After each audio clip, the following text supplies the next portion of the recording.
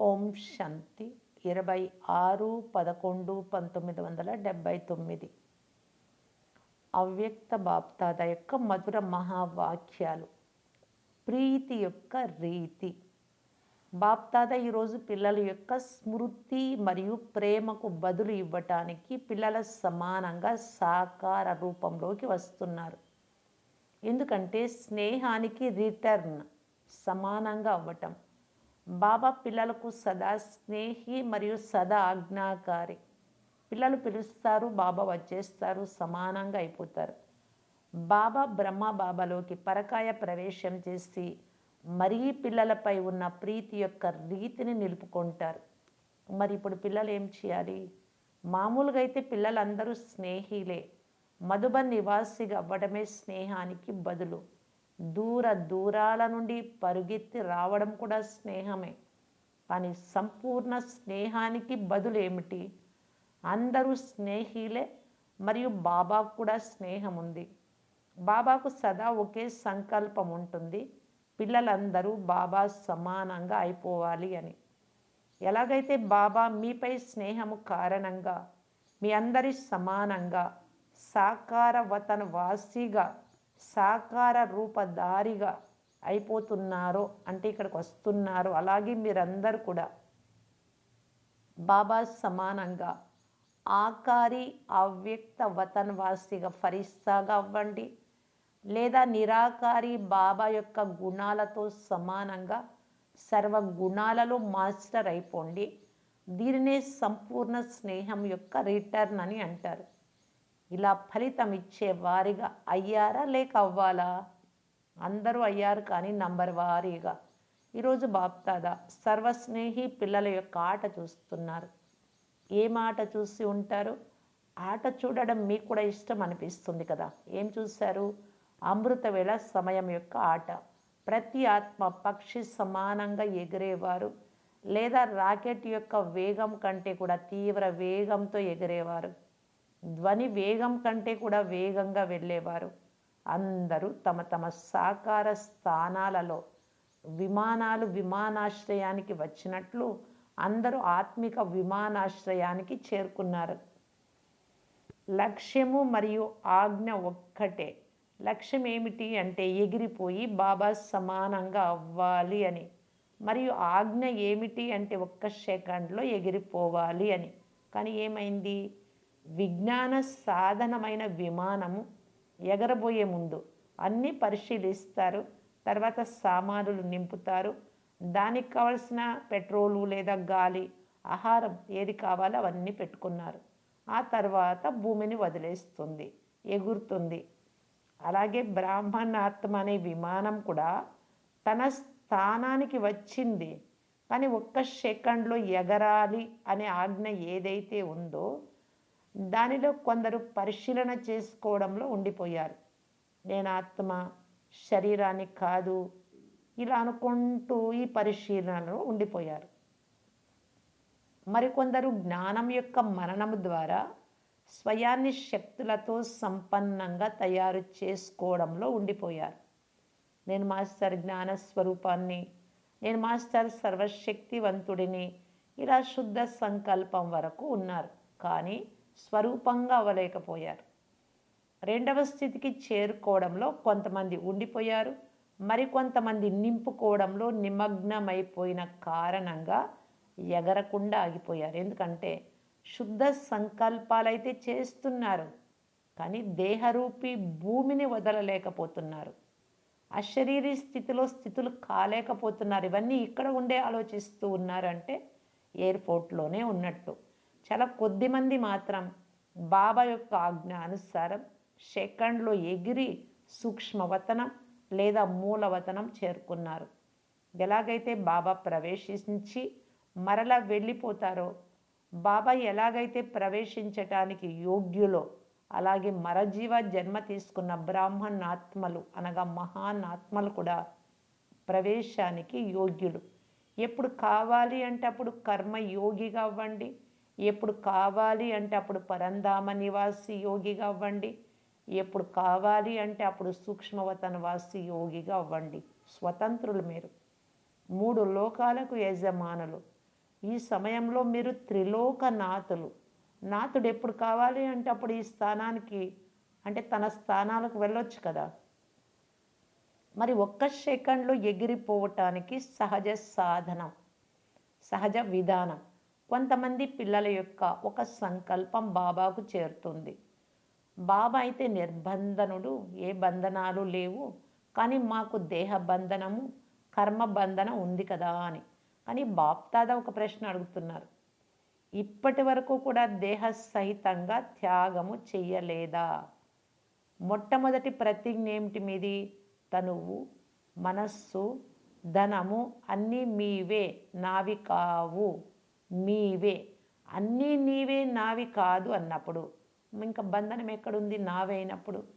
ఇవి బాబా తిరిగి మీకు అద్దెకిచ్చారు, నా వాటిని మీకు అద్దెకిచ్చారు. మీరు నిమిత్త మాత్రం, కానీ యజమాని కాదు. యజమాని బాబా. మీరు మరణించారు, బాబా దగ్గర జీవిస్తున్నారు. మరజీవ అయినప్పుడు 83 జన్మల లెక్క సమాప్తమైపోయింది. ఇది క్రొత్త 84వ జన్మ. ఈ జన్మను మరి ఏ జన్మతోనూ పోల్చలేము. ఈ దివ్య జన్మలో బంధనం అనేది లేదు, సంబంధమే ఉంది.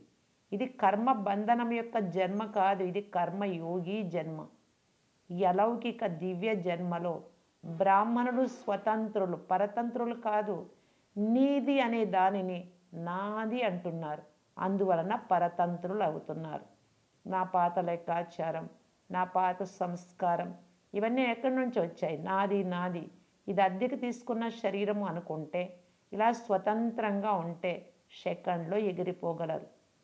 ఇది ప్రతిజ్ఞ చేస్తున్నారు కదా, ఎక్కడ కూర్చోబెడితే అక్కడ కూర్చుంటాం, ఏది చెప్తే అది చేస్తామంటున్నారు. అంటే బాబాకు బందీ అయ్యారా, లేక కర్మకు బందీ అయ్యారా?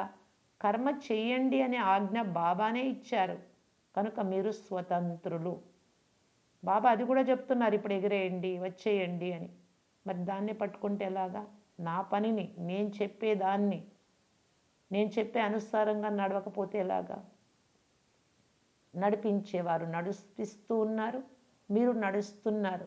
మీ జగదంబ సరస్వతి యొక్క విశేష ధారణ ఏది? యజమాని ఆజ్ఞ నడిపిస్తోంది. అందువలన మొదటి నంబర్ తీసుకున్నారు ఆమె. అలాగే తల్లి తండ్రి బ్రహ్మబాబా మమ్మను అనుసరించండి. మాయ యొక్క రాయల్ రూపము మరియు దానిపై విజయం పొందే విధి. కర్మ భోగం ఉంది, కర్మ బంధన ఉంది, సంస్కారాల బంధన ఉంది, సంఘటన యొక్క బంధన ఉంది. ఈ వ్యర్థ సంకల్పాల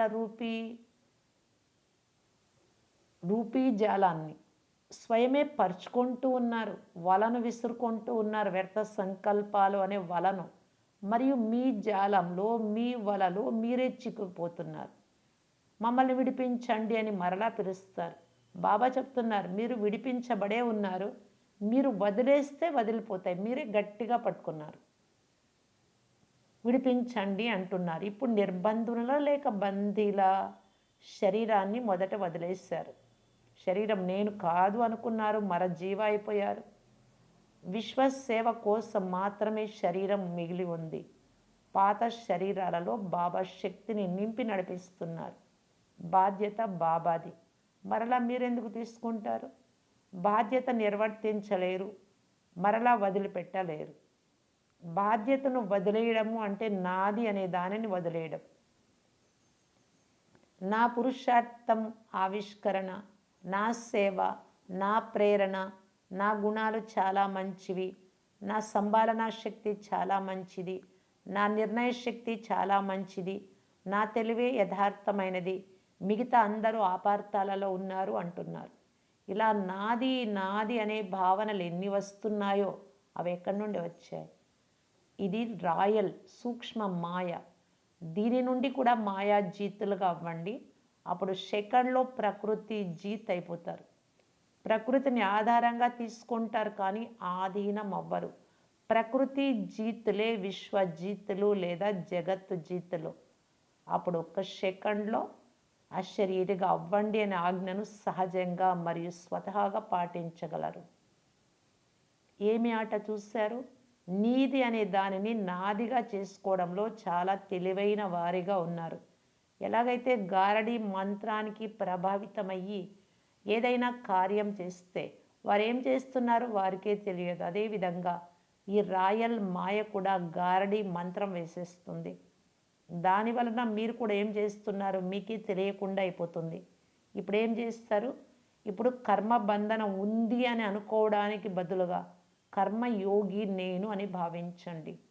అనేక బంధనాల నుండి ముక్తి అయ్యే ఒకే బాబా యొక్క సంబంధంలో ఉంటే సదా తయారుగా ఉండగలరు. సంకల్పం చేయగానే అశరీరి అయిపోవాలి. ఈ అభ్యాసం చేయండి. సేవలో ఎంత బిజీగా ఉన్నా కానీ, నలువైపులా కార్యం మిమ్మల్ని లాగుతూ ఉన్నా కానీ, బుద్ధి సేవా కార్యంలో అతి బిజీగా ఉన్నా కానీ, అలాంటి సమయాల్లో కూడా అశరీరి అయ్యేటటువంటి అభ్యాసం చేసి చూడండి. యథార్థ సేవలో ఎప్పుడు బంధన ఉండదు. ఎందుకంటే యుక్తియుక్త సేవాదారులు సదా సేవ చేస్తూ కూడా అతీతంగా ఉంటారు. సేవ చాలా ఉంది కదా, అందువలన అశరీరిగా కాలేకపోతున్నామని అనకూడదు. కానీ గుర్తుంచుకోండి, నా సేవ కాదు బాబా ఇచ్చారు అని అనుకుంటే నిర్బంధనులుగా ఉంటారు. నేను నిమిత్తుడను, బంధనముక్తుడను అనే అభ్యాసం చేయండి. అతి సమయంలో అంతిమ స్థితిని, కర్మాతీత స్థితిని అభ్యాసం చేయండి. అప్పుడే నీది అనేది నాది అనే దానిలోకి తీసుకురానట్లు, తాకట్టును తమదిగా భావించలేనట్లు. అర్థమైందా? ఇప్పుడు ఏం అభ్యాసం చేయాలో, ఎలాగైతే మధ్య మధ్యలో సంకల్పాల ట్రాఫిక్ కంట్రోల్ ఎలా చేస్తారో అలాగే అతి సమయంలో అంతిమ స్థితి యొక్క అనుభవం చేసుకోండి. అప్పుడే అంతిమ సమయంలో గౌరవయుక్తంగా పాస్ అవ్వగలరు. ఎంత పని ఉన్నా కానీ అశరీరే అభ్యాసం సెకండ్లో చేసేది అలవాటు అయిపోతే వినాశన సమయంలో కూడా గౌరవంగా పాస్ కావటానికి ఆధారము అశరీరే అభ్యాసమే. సెకండ్లో వెళ్ళిపోవాలి. ఈ విధంగా సదా బంధనముక్తులకు బాబా సమానంగా ఎప్పుడు కావాలి అంటే అప్పుడు ప్రకృతి జీతులుగా అయ్యే వారికి సంకల్పము మరియు సంస్కారాలలో కూడా నిమిత్తంగా భావించే వారికి, సదా దేహ స్మృతి నుండి కూడా అతీతంగా ఉండేవారికి, విశ్వ ఉపకారి విశ్వ కళ్యాణకారి పిల్లలకు బాప్దాదా యొక్క ప్రియ స్మృతులు మరియు నమస్తే. ఓం శాంతి.